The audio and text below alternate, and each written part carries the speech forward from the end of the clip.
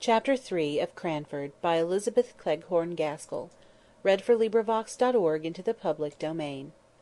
Chapter 3. A Love Affair of Long Ago. I thought that probably my connection with Cranford would cease after Miss Jenkyns's death, at least that it would have to be kept up by correspondence, which bears much the same relation to personal intercourse that the books of dried plants I sometimes see, Hortus Siccus, I think they call the thing, do to the living and fresh flowers in the lines and meadows.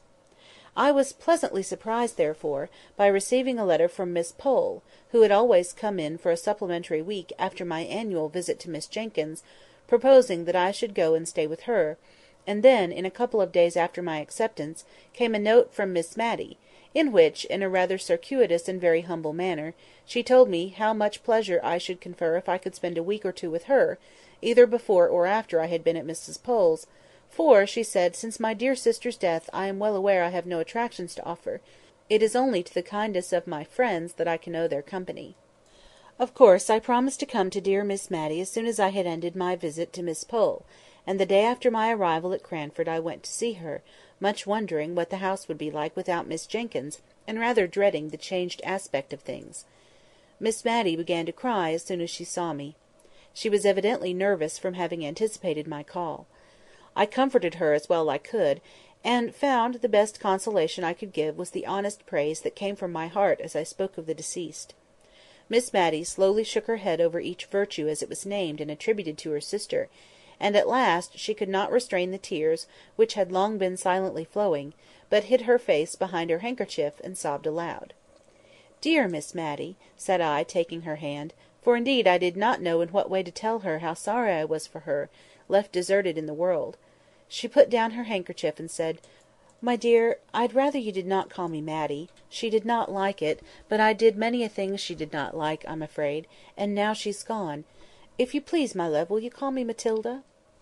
I promised faithfully, and began to practise the new name with Miss Pole that very day, and by degrees Miss Matilda's feeling on the subject was known through Cranford, and we all tried to drop the more familiar name, but with so little success that by and by we gave up the attempt. My visit to Miss Pole was very quiet. Miss Jenkyns had so long taken the lead in Cranford that now she was gone, they hardly knew how to give a party.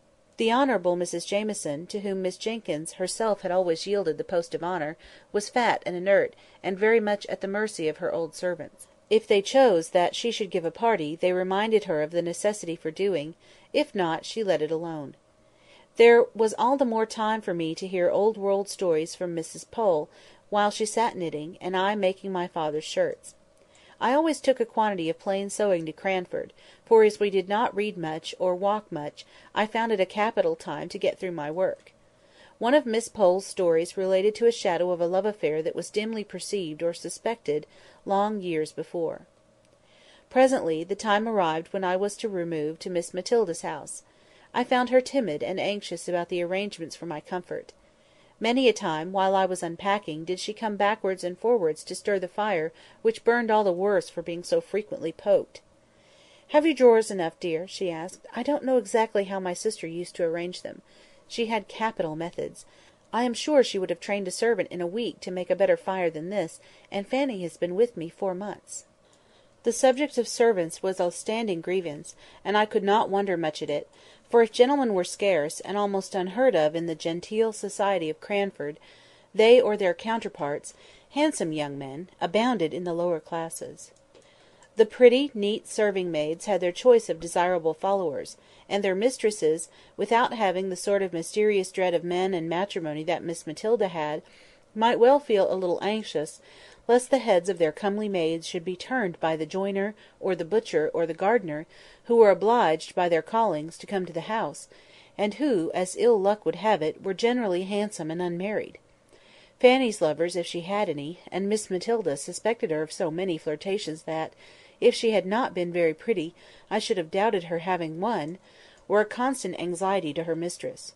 She was forbidden, by the articles of her engagement, to have followers, and though she had answered, innocently enough, doubling up the hem of her apron as she spoke, "Please, ma'am, I never had more than one at a time," Miss Matty prohibited that one. But a vision of a man seemed to haunt the kitchen. Fanny assured me that it was all fancy, or else I should have said myself that I had seen a man's coat-tails whisk into the scullery once, when I went on an errand to the store-room at night; and another evening, when, our watches having stopped, I went to look at the clock, there was a very odd appearance, singularly like a young man squeezed up between the clock and the back of the open kitchen door, and I thought Fanny snatched up the candle very hastily, so as to throw the shadow on the clock face, while she very positively told me the time half an hour too early, as we found out afterwards by the church clock. But I did not add to Miss Matty's anxieties by naming my suspicions, especially as Fanny said to me, the next day, that it was such a queer kitchen for having odd shadows about it, she really was almost afraid to stay; for you know, miss, she added, I don't see a creature from 6 o'clock tea, till missus rings the bell for prayers at 10. However, it so fell out that Fanny had to leave, and Miss Matilda begged me to stay and settle her with the new maid, to which I consented, after I had heard from my father that he did not want me at home. The new servant was a rough, honest-looking country girl, who had only lived in a farm place before, but I liked her looks when she came to be hired, and I promised Miss Matilda to put her in the ways of the house. The said ways were religiously such as Miss Matilda thought her sister would approve. Many a domestic rule and regulation had been a subject of plaintive whispered murmur to me during Miss Jenkyns's life, but now that she was gone, I do not think that even I, who was a favourite, darest have suggested an alteration. To give an instance, we constantly adhered to the forms which were observed at meal-times in my father the rector's house. Accordingly, we always had wine and dessert, but the decanters were only filled when there was a party, and what remained was seldom touched, though we had 2 wine-glasses apiece every day after dinner, until the next festive occasion arrived, when the state of the remainder wine was examined into a family council. The dregs were often given to the poor, but occasionally, when a good deal had been left at the last party, 5 months ago it might be, it was added to some of a fresh bottle, brought up from the cellar. I fancy poor Captain Brown did not much like wine, for I noticed he never finished his first glass, and most military men take several. Then, as to our dessert, Miss Jenkyns used to gather currants and gooseberries for it herself, which I sometimes thought would have tasted better fresh from the trees; but then, as Miss Jenkyns observed, there would have been nothing for dessert in the summer-time. As it was, we felt very genteel with our 2 glasses apiece, and a dish of gooseberries at the top, of currants and biscuits at the sides, and 2 decanters at the bottom. When oranges came in, a curious proceeding was gone through. Miss Jenkyns did not like to cut the fruit, for, as she observed, the juice all ran out, nobody ever knew where; sucking, I only think she used some more recondite word, was in fact the only way of enjoying oranges; but then there was the unpleasant association with a ceremony frequently gone through by little babies; and so, after dessert in orange season, Miss Jenkyns and Miss Matty used to rise up, possess themselves each of an orange in silence, and withdraw to the privacy of their own rooms to indulge in sucking oranges. I had once or twice tried, on such occasions, to prevail on Miss Matty to stay, and had succeeded in her sister's lifetime. I held up a screen, and did not look, and, as she said, she tried not to make the noise very offensive; but now that she was left alone, she seemed quite horrified when I begged her to remain with me in the warm dining-parlour, and enjoy her orange as she liked best. And so it was in everything. Miss Jenkyns's rules were made more stringent than ever, because the framer of them was gone where there could be no appeal. In all things else Miss Matilda was meek and undecided to a fault. I have heard Fanny turn her round 20 times in a morning about dinner, just as the little hussy chose, and I sometimes fancied she worked on Miss Matilda's weakness in order to bewilder her, and to make her feel more in the power of her clever servant.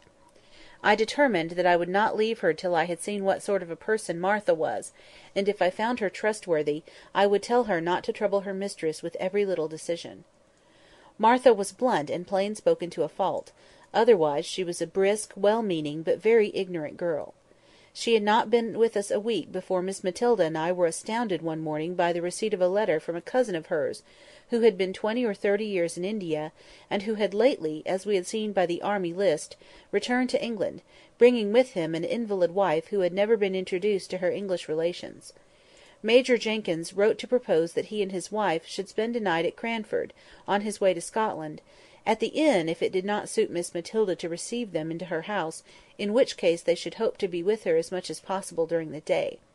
Of course it must suit her, as she said, for all Cranford knew that she had her sister's bedroom at liberty; but I am sure she wished the Major had stopped in India and forgotten his cousins